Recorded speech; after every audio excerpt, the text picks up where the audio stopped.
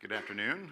My name is Scott Grimes, and I'm here to talk to you about the blockchain technology because I am persuaded that the blockchain technology is going to be involved in every one of your futures in some form or fashion in the very near future.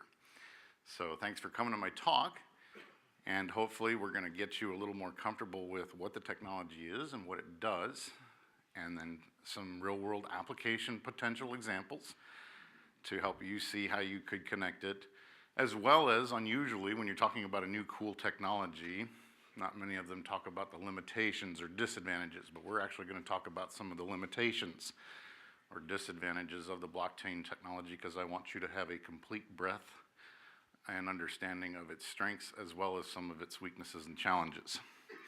So, a little bit about me. I've been in the IT space for over 25 years. I'm currently a senior systems administrator and DevOps with a small little known name company called IBM. And we have a brand called IX, and the IX division of IBM is helping businesses with their digital journey and especially their user-to-computer interface experience. So not only does IX do websites, but we're helping businesses with their applications on their Androids, their iPhones, virtual reality, artificial intelligence, all of those things are being used to improve the user-to-human experience. Played a number of roles, and I've been attending Linux Fest for about the last 12 of the 16 years that we've been here. A little housekeeping. I appreciate if you'll overlook some technical details if you're very savvy on blockchain. I may not have everything exactly right and perfect, but I'm trying to help us just take the cookies and put them on the lowest shelf and give everybody a little better understanding. So not everything may be perfect. I will talk to the slides, but I will not read them verbatim. There is more content on these slides than I have time to cover. So my expectation is you will be looking at the slides to glean and understand as much as I have written up there while I am continuing to try to sew this together in a cohesive story, an explanation, okay?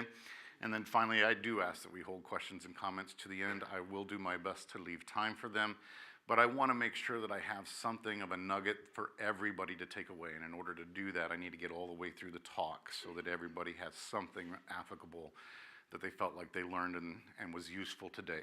So questions and comments, I'll leave time. Now, I want to make sure we all understand blockchain does not equal Bitcoin.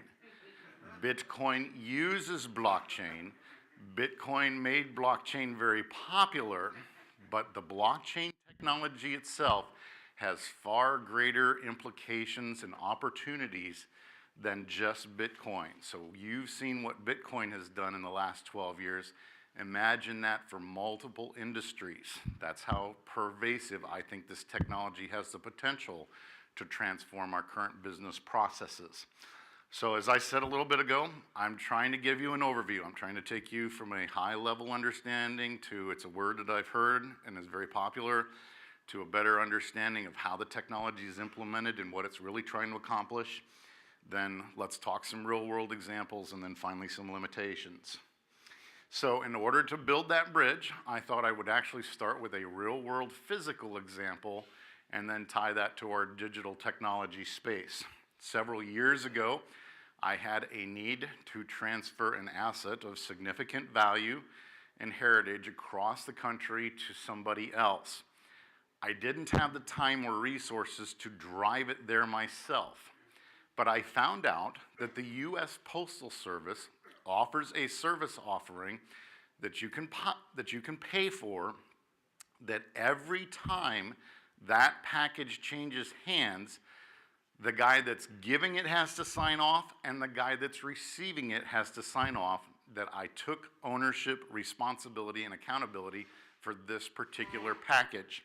And that package was stored in a digital ledger, such that if the package did not arrive at the destination and get signed off by the destination user, we're going to the last guy in the list and say, you took ownership and responsibility for it.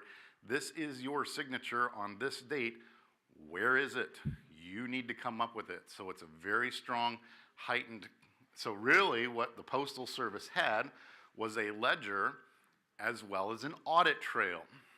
of that package, okay? Now, that's blockchain at a physical concept level. What could we do digitally in our computer science-y technology to take this concept and enhance it with our computer technology to make it even more authoritative and valuable and trustworthy and useful in our technological space?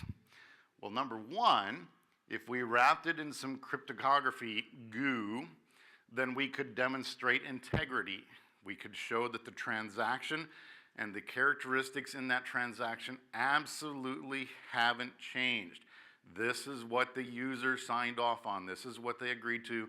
And computer mathematically wise, we know it hasn't been modified or altered since then.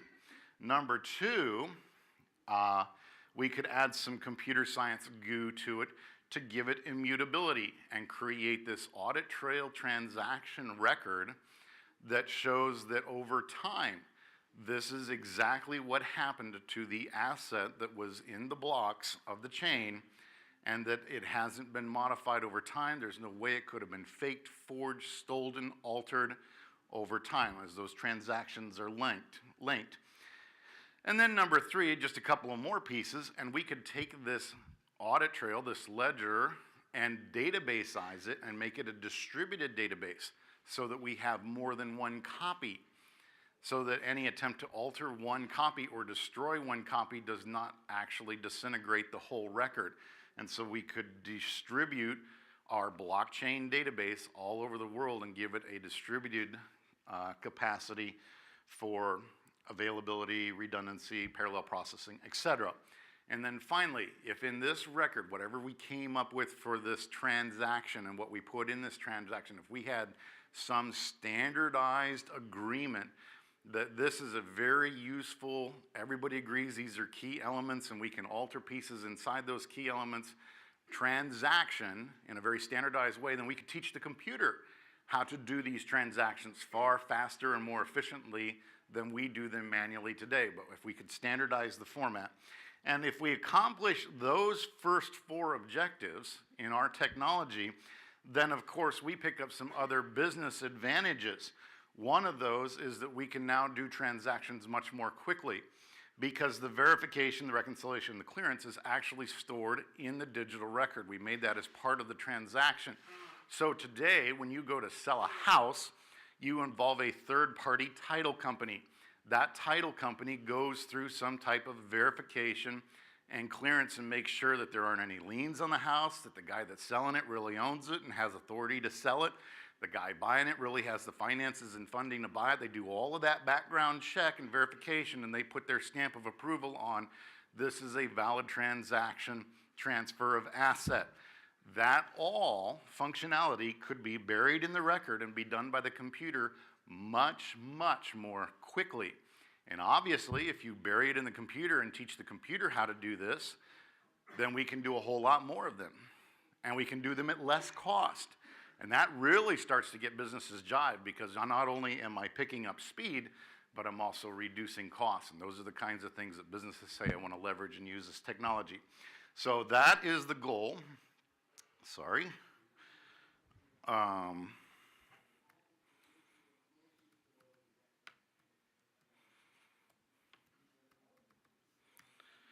That is the goal and desire of what blockchain is trying to accomplish. Now let's look at what that looks like technologically. Let's take an individual blockchain block. Of course, it's going to have a hash at the beginning of it that's going to accomplish two things. One, it's going to give us a link back to the previous record so that we can tie all of these transactions that represent an asset and what happened to that asset, who owned it, who took responsibility for it, whatever, across the individual blocks. Number two, that hash is a unique value of what the previous transaction was. So there's no way somebody could change the previous transaction and take a hash without altering or requiring a new hash, but the hash is stored in the next transaction. They can't get to the next transaction without having to change the next transaction, without having to change the next transaction. And so it gives us an immutability attribute to the record. Okay, we're going to, of course, have a timestamp. Then we're going to have a field in there called a nonce. Now, a nonce is just a unique value, long value, that gives uniqueness to the whole transaction. If there were by chance some way that two transactions came in at exactly the same timestamp and had exactly the same data, the nonce would ensure that they hash to different values. So it gives us the capacity for discouraging fakery, forgery, or replay, because this nonce and this unique value is unique to this transaction, which is going to cause a unique hash, and there's no way for a duplicate copy that looks very, very similar to the transaction. All right, then we get down to the Merkel root hash. This is where we would actually store our attributes, elements, or characteristics of the transaction that we are trying to record, unique characteristics, and we store them in what's called a Merkel root hash. Because the Merkel root hash algorithms create demonstrable consistency, that what was stored in the record hasn't changed. They're like checksums. We use Merkel root hashes on file systems so that when we read and write files off of a file system, we can verify what was written is also what was read, and it hasn't been changed or altered while it was stored in state. So that's a Merkel root hash. It's guaranteeing the validity of the data itself. And then we'll take this whole set of attributes or function in the data structure, and we'll hash them and store that hash with the record. And then we can start scrabbling the signatures on it. And the signatures or the transaction list will have the sender or the seller, the receiver and the recipient, probably a transaction ID, terms, all of that information about that transaction and who agreed to the transfer and on what basis they agreed to the transfer is stored in the transaction list. And that makes up a digital record block, okay, or a data structure. Now, at first glance, it looks very computer-ease and very comfortable to you guys because you work with data structures all the time, but very scary to most of the world. And what you need to do is help them understand, you know what? This really ain't that much different than what you are very comfortable with in a business process you use every day. And that is the credit card receipt, okay?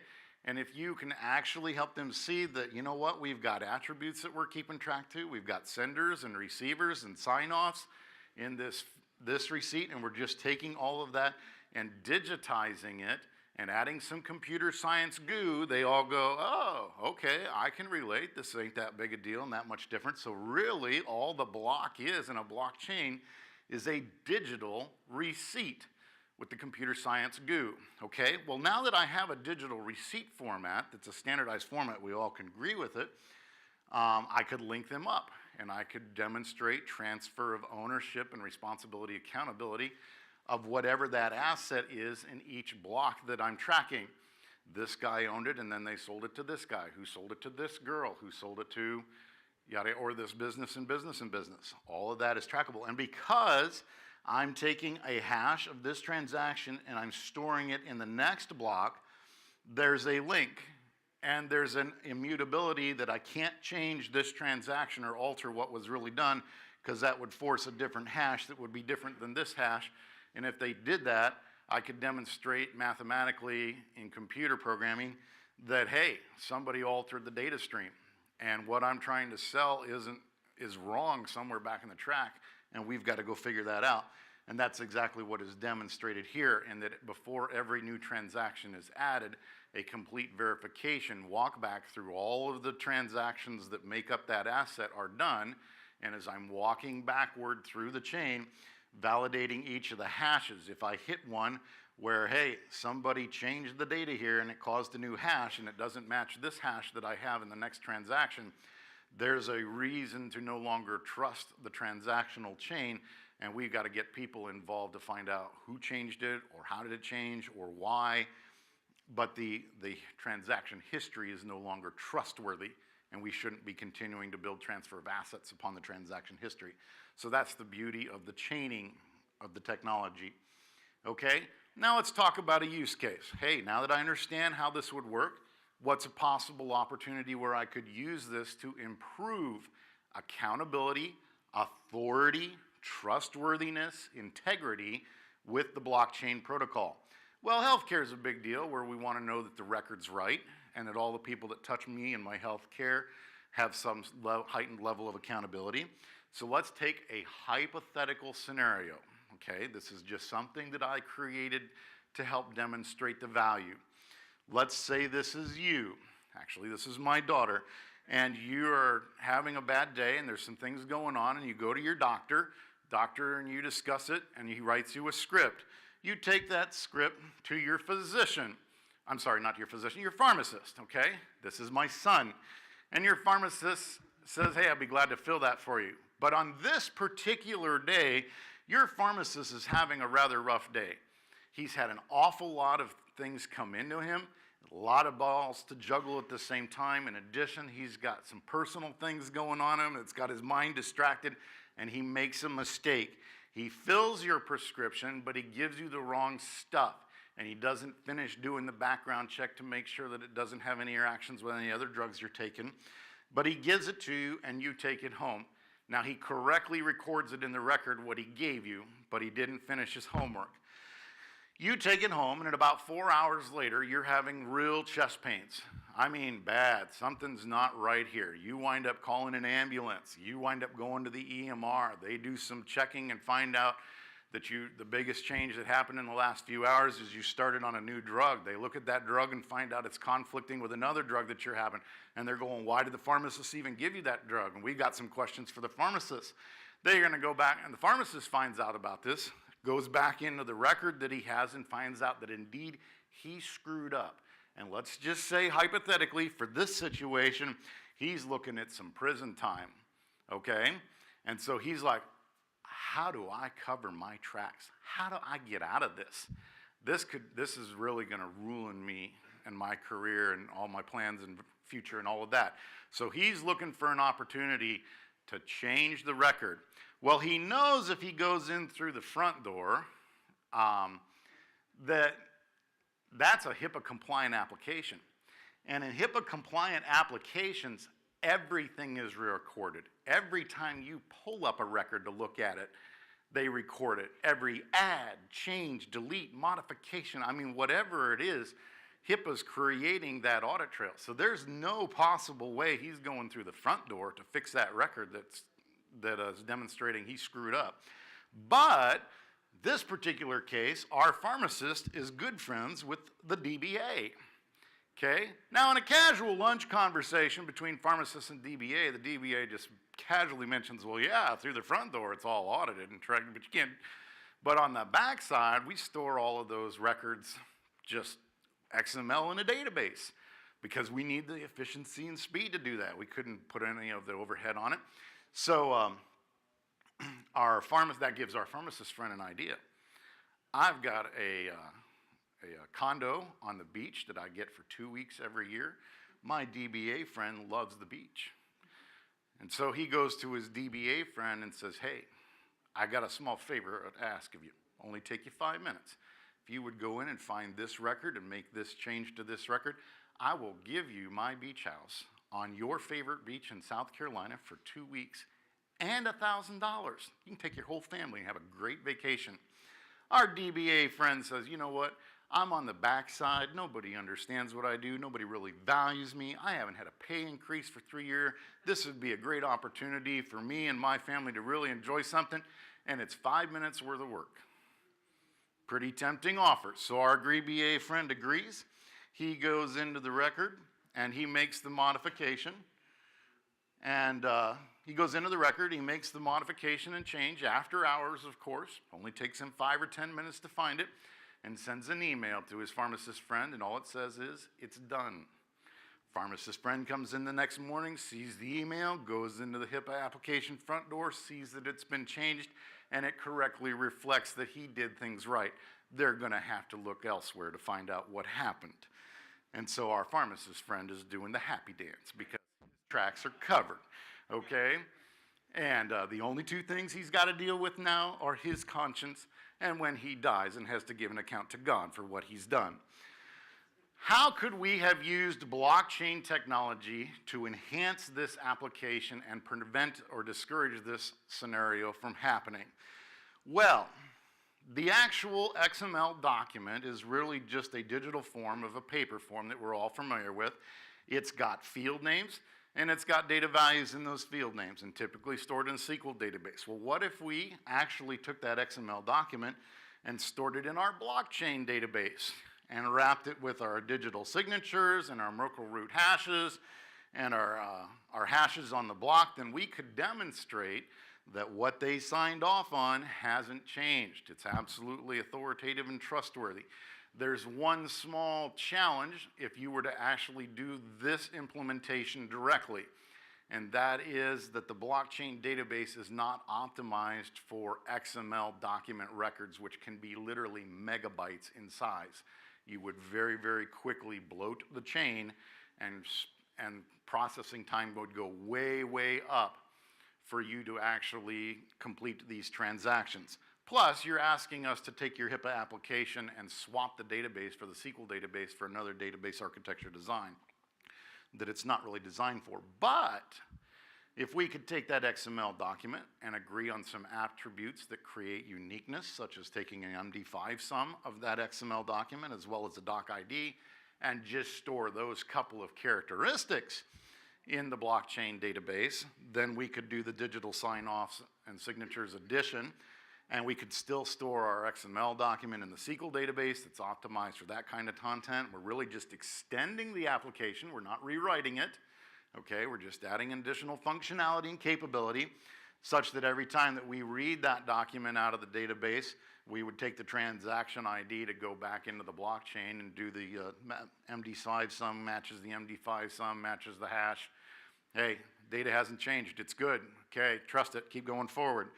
Kinds of verifications. And we've just extended our HIPAA application and added blockchain such that there is no way somebody even on the back end side could modify the transaction history of everybody that touched that record and demonstrate a heightened level of authority, accountability, trust, and integrity to our HIPAA compliant application. Now our HIPAA compliant application is better than everybody else's HIPAA compliant application because we've got blockchain. All right? Well, if we could do this for XML document database kind of applications to increase it, what other opportunities are there? You're all familiar with Bitcoin. Bitcoin is just a number. There's a certain number of them that can be minted or mined using a very complex algorithm that takes a significant amount of compute time. But every time that someone does find one, they can submit this unique number with a signature and transaction that says, I'm the miner, I'm the owner of this Bitcoin, and I don't think anybody else has come up with it. The blockchain technology could use their algorithms and processes to verify that nobody else has that Bitcoin. This is the first time that we've seen it, and indeed he or she is the owner, and so they would record it as such in the database. Now that individual could turn around and sell that Bitcoin or portions of that Bitcoin for other assets or services where the other entities agree to take this as a financial value or demonstration. And so the financial industry is going crazy over the potential that blockchain would bring to allow them to much more quickly transfer assets and ownership and responsibility and accountability because of this technology and what it brings to the table. Are there other opportunities for digital content? I think the music industry or the media, the multimedia digital industry is ripe for advantages of blockchain. Let's say that Twyla creates a new song. Twyla masters that song in a digital version, and she's got something that she can now sell and market that everybody wants to hear. If Twyla had the capacity to take that master and make a copy of it and put some kind of uniqueness in that copy that could not be altered or modified, but would demonstrate that that copy was a unique copy, she could do the same thing as we did in Bitcoin, submit it to the blockchain database and say, I am the owner of this song. The blockchain database would validate that we don't have any other versions of that song. This is new. She's the owner and copy responsible for it. And so they'll give her rights in the blockchain database as owner, initial submitter of that song. Now Twyla could take that song and turn around and sell it to me.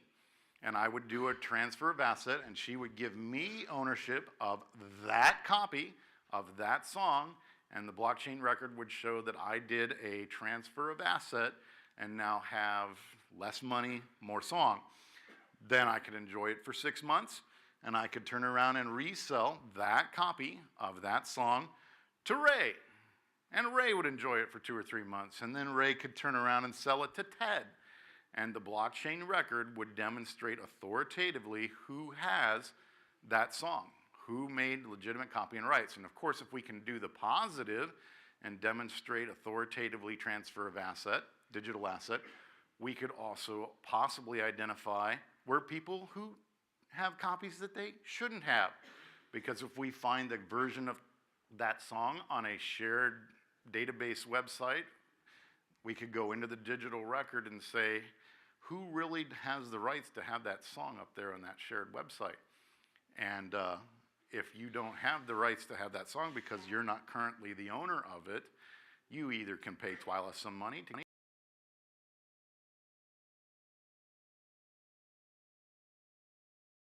So the music industry is ripe for the opportunity that blockchain brings to the table to allow our artists to have legitimate ownership and demonstrable getting something in retribution for their work, their digital work and rights. Well, if I can do this for XML document databases and Bitcoin and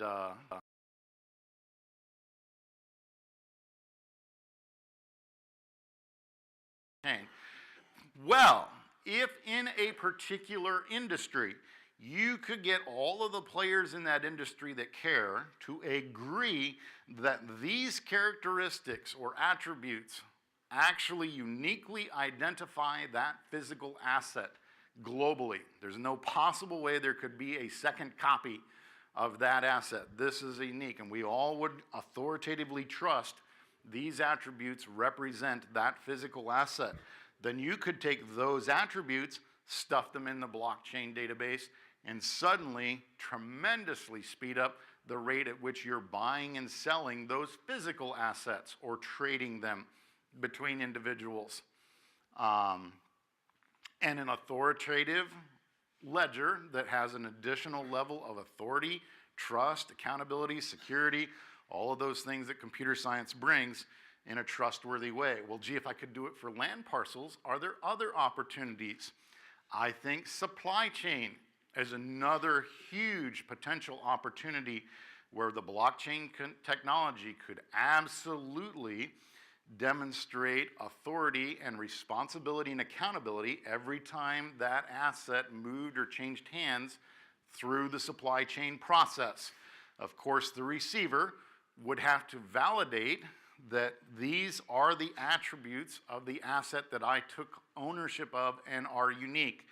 So they would definitely say, yep, that's the oil tanker, and I peeked inside and it's crude oil, and I weighed it and it's really that many liters, and I'm now going to say, yes, I took responsibility for that, and I will sign off in the blockchain record that so-and-so gave it to me, and it's now my responsibility and accountability to pass on to the next individual.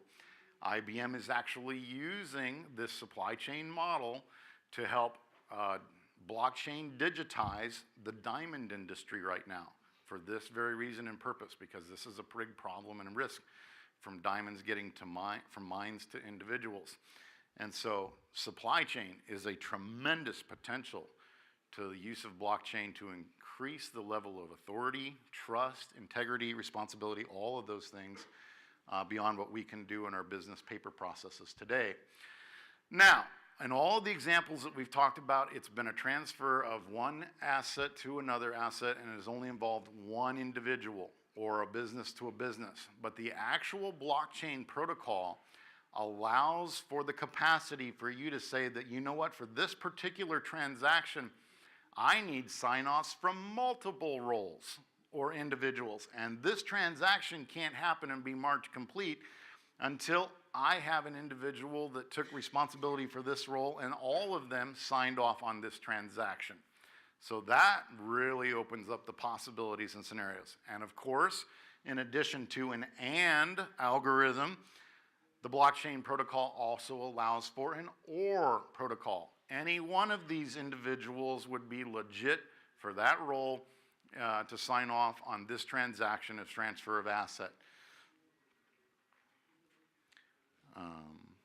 Okay, that's just scratching the surface.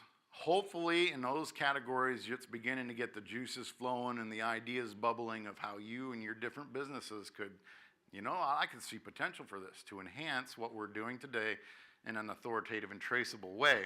The leading open source project for blockchain is something called Hyperledger. Much of the initial code that was written for Hyperledger was actually written by IBM's masters and PhDs. They saw this opportunity, they saw the potential of this opportunity, and they wanted it to gain traction and get authority and accountability. So they wrote a good chunk of the code and then submitted it to the Hyperledger project as open source, because they now want to go out and help those businesses implement it and transform their business processes. But they said we want it to have trustworthiness and integrity. So they've thought about all the edge cases and what-if scenarios and other things and bake those into the code and then let other people look at them, because they're trying to get a trustworthy architecture that they really don't care that they own the software, but they certainly would value helping businesses transform industries and processes using blockchains. And then, of course, the cloud services are saying, you know what, there's an opportunity here. Businesses are going to need a distributed database that goes all over the world. We've already got the data centers already over the world. If we could figure out how to take blockchain and standardize it and containerize it and give them the capacity where they could just rent a blockchain for a particular asset, then they wouldn't have to set up all that infrastructure and architecture and support it. We do that for them. And so blockchain as a service is a happening thing. All right, so hopefully I've gotten you really jived and excited, and you're like, ooh, this is cool. This could really change the game again. And you're like, yeah, I'm going home. I'm going to just study this some more. I'm going to figure out how to apply this in my edge cases. I'm going to start talking to my users and get them excited. I'm going to go out and listen to this talk. Okay? But we need to talk about some of the limitations or challenges. Blockchain is not perfect, okay? Blockchain, because it is a chained technology, and you've got to go, before you add a new transaction, you've got to go backwards and validate that all of the transactions in the chain are still valid and authoritative. That takes time. And the more times you transfer that asset, the longer that chain gets, and the more time that it takes in order to do all of the validation. Now, it's still much, much faster than humans, but it's an increasing linear time algorithm problem, okay? And in addition to that, you can't just check one database, you gotta check all of them, because that transfer of asset could have happened in another database that hasn't gotten back to the one that you're looking at. So now I gotta do a distributed search and validation across all of the database. And that takes more time. So by way of example, in September, when I was putting these together, I went out and looked, and the current Bitcoin database has about 500,000 blocks in it. And a Bitcoin validation before transaction complete for just one Bitcoin, we can do this in parallel, but for one Bitcoin, on the average, was taking about 10 minutes to search all the way through the database and validate that, yes, this transaction could happen before, and continue. And then number two, in classic computer science style, we reduce the cost to do a transaction, we speed up how fast they can be done, and accelerate, and we get everybody jived, and then suddenly the business wants to sub-slice and do a lot smaller of these and do a lot more of them. And so the number of transactions that your business is going to want to accomplish in a particular asset, industry, service has the potential to go way, way, way up from what we do today because of the amount of time and what we've saved. Well, there's going to be a hard limit, and that hard limit is the network speed. I don't care how many 10 gigabit cards you put in your blockchain database server, at some point you're just going to go boom, and I can't get any more transactions in or out, no matter how many, because I've hit the physical limitation of my network bandwidth, whatever that is. And so that becomes a challenge and limitation upon this is not an infinitely scalable solution transaction-wise. Then there's the challenge of code changes. Blockchain is written by humans. Humans make mistakes. Mistakes get into the code and have to be fixed. And we're going to want to make enhancements for a particular application or purpose. Back in 2003, 2006, when Bitcoin was just getting started and gaining traction in its early years, some developer went into the code and was looking at it and said, you know what, if I modify the order of these transactions and do them this way and cut out these 10 instructions, I can really speed up the transactional verification rate of my Bitcoin. And it looked like it made sense. And so he did the modification, ran it through some local testing, looked solid and good, submitted it to the shared Bitcoin database of authority. Other developers peeked at the code and went, yeah, that's cool, that's good, all right, I'm excited, let's put it out there. We need to get the transactions faster. And so they release it to production. Fortunately, only about 30 or 45 minutes into production, they start getting alerts and errors. Something happened where the previous blocks and the next blocks weren't lining up and linking up. There was a break in the chain. They go back and tie it to the code change that happened, and they have to stop everything and roll back. Now there's a challenge. They can't just roll back because this is an authoritative, immutable, hashed record, okay? So we can't just go back and modify these blocks to fix them because they're chained. So they actually have to go back and contact the individual users who had submitted those transactions and approved them and ask them to please resubmit those transactions and do it in this order so that we can correct the chain and as its trustworthy and immutable authority, okay? It's just a risk of the implementation and the design. We can't make changes to the code that are going to break the chain. And then finally, there's the whole challenge of user acceptance, okay? One of those being, while blockchain, once you submit the attributes and the metrics or the characteristics into the database, we can add integrity and immutability to those transactions. But blockchain has no capacity to say that they were right when they were given to it, okay? So in the case of our example, if somebody, in our land example, if somebody intentionally or unintentionally got the latitude and longitude coordinates wrong, and those were stuck into the blockchain database, from that point forward, blockchain can keep track of it and demonstrate immutability and integrity. But 20 years later, when a surveyor is sent out to revalidate the corners of that property and finds out it's wrong, I don't know what's wrong, he has no opportunity or capacity to go back in and try to fix all of those records in that chain. They're wrong. There's just, I don't know what you do, okay? So it actually creates a whole trustworthiness question for the users of, wait a minute, we've been building sales and receives on this land parcel and these attributes for the last 20 years, and now you tell me they're all wrong. Okay, so it's a trust factor. And then finally, there's the issue of privacy. If you're really going to speed up a particular industry, you've got to take the blockchain database and put it out there and share it and let multiple businesses get into it and access it, and they're all going to trust it in some sense as an authoritative record of the transactions between businesses. Well, if you put it out there in a public space, it has the potential for other businesses or other individuals to review the blockchain history of transactions and find out who's been selling to who and how much and when, and all kinds of things, such that, you know what, there may be a business that doesn't necessarily want journalists to know some of the industries and markets that it's involved in or who they're doing business with. And so there's the whole challenge of privacy that gets in the way when you have to make that blockchain public so that you can speed up the whole industry. Make sense? All right.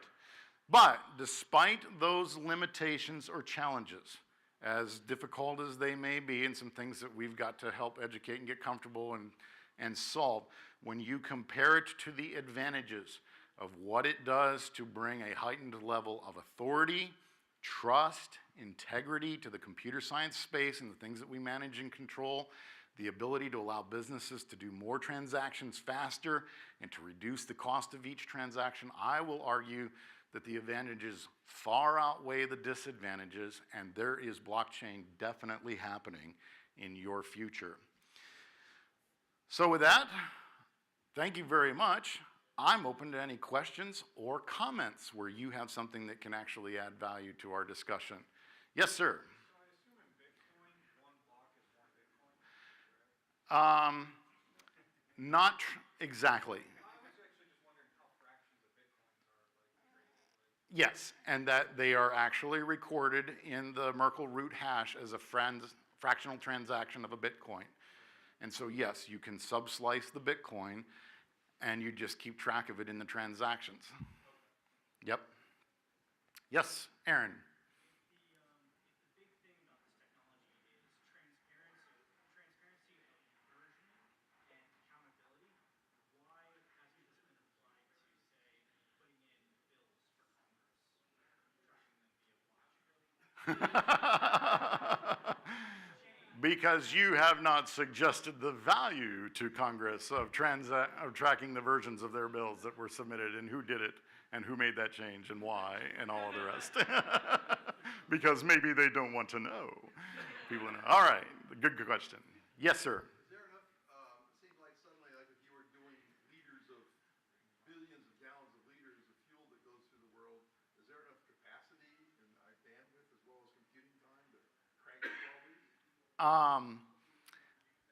The transactional rate of blockchain is very, very high. I cannot tell you what it exactly is, but I know the guys that were writing the blockchain for Bitcoin realized that they need to have some ability to do transactions as fast or faster than the financial industry does today. So an awful lot of trouble was done or made in trying to figure out how to maximize and operate and performance of that search function of the transactions. That being said, they know that it's a linear problem limit, and I don't know what it is, but it's in the hundreds of thousands of transactions a second is what they've been able to demonstrate. But I know we can't get to billions of transactions per second. And yeah, it's a problem. Absolutely is a problem. There are some workaround opportunities where, like, if you search the longest chain, and once you get 3/4 of the way through the longest chain, then you can say with 85 or 90% assurance that, you know what, this transaction probably isn't, we're not going to find anybody else that modified it, therefore we'll take it and let it happen while we finish the validation attempts to speed it up. But it's a problem. Absolutely a problem. Yes, you're right. Yes, sir. I'll get you. With regards to exchanging a piece of land or some music, Uh-huh. always have somebody from the society modifying that kind of signature and uploading it to this blockchain. Yes. I am limited in time to go into the level of detail that would really be necessary to show that the whole transactional record is authoritative, including the signatures. The signatures are based upon a digital signature that would be uniquely identified with an individual, such that there couldn't be anybody else that would steal that. And there's a public-private key combination to those digital signatures. But I simply was limited. If I was trying to get that far into the weeds, I would have lost people. So, but it's there.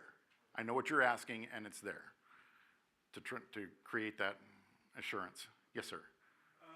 For implementation purposes, if you knew, for instance, that you couldn't rely on a network connection higher than, say, for instance, 3G, is there a way to work backwards from that to determine what kind of blockchain could fit so that you can always get a certain quality of service, in that bandwidth? Wow. I see what you're saying. I don't know of anything. I'll give you a teaser of something you can go look at. I just discovered this week. I have no background other than to say it's out there. I don't even know if it's real. Somebody thinks that the blockchain technology is going so gangbusters and has so much potential that they're actually trying to use satellites to do the blockchain technology and coordination and whatever. And I can't think of the name of it, but if you search on blockchain in time, you'll eventually run across this space chain, I think, technology, and they will run into exactly the same problem with bandwidth. They may have answered it, but that's the best that I can give you. It's a good question. Don't know. All right. One more. So part of what makes the Bitcoin blockchain feasible is that it would take an immense amount of computing power to basically forge another block. Yes. When you're talking about a blockchain with a much more limited distribution, limited purpose, doesn't it become easier to basically forge a blockchain with one signature? It depends upon the hash algorithm. And so it would be a function of the algorithm that was implemented for that particular asset, even if it was smaller. If the algorithm is computationally strong enough, it doesn't matter how big or small the asset is that you're trying to track. It's just a future. You're just saying that I've created something that computationally would take longer to solve and get than it's the value of creating a forgery. It's going to cost me more to create the forgery than it's worth in the asset that I'm trying to transfer. And so you're good. It's a solid. Yeah. Or add to that.